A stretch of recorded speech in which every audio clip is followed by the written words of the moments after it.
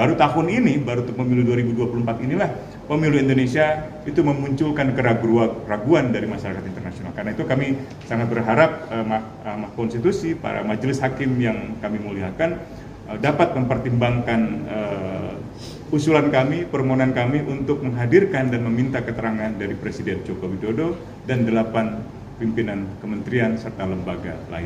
8 menteri itu masuk dengan 4 nama yang bakal dipanggil besok. Tidak, atau ada baru lagi? Itu di luar dari 4 nama tersebut. Siapa saja itu?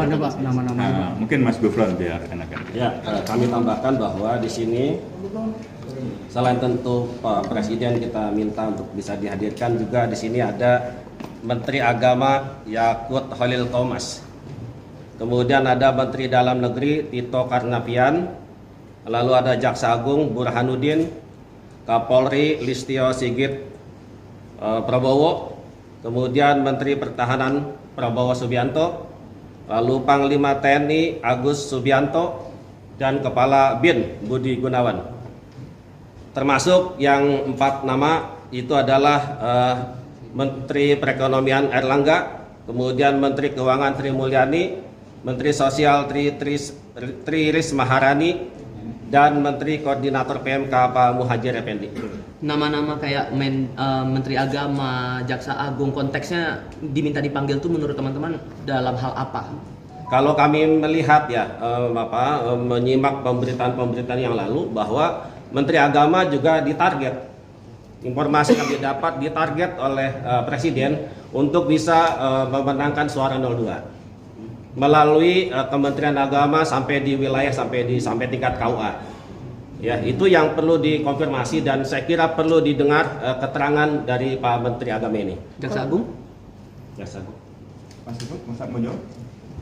Saya bisa jawab, tapi Mas jawab dulu. Nanti ada bidang lain. Oke. Jaksa Agung saya kira sangat penting untuk dihadirkan dan dimintai keterangan. Karena di dalam proses penyelenggaraan pemilu juga ada sejumlah proses hukum yang dilakukan oleh pihak Kejaksaan Agung yang sangat kental dengan nuansa politis.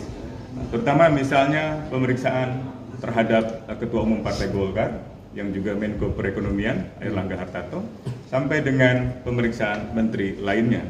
Dan kami berharap bahwa peran dari Kejaksaan Agung atau peran dari Jaksa Agung dapat didalami, didengarkan di dalam persidangan Mahkamah Konstitusi untuk menjelaskan secara lebih utuh bagaimana sebenarnya proses penyelenggaraan pemilu 2024 itu dipengaruhi oleh kebijakan-kebijakan Presiden, terutama kalau dalam kaitan dengan Kejaksaan Agung, dengan menggunakan instrumen hukum, instrumen penegak hukum untuk mengendalikan misalnya oposisi atau mengendalikan dinamika oposisi dan aliansi atau koalisi di dalam persiapan menuju penyelenggaraan pemilihan umum 2024.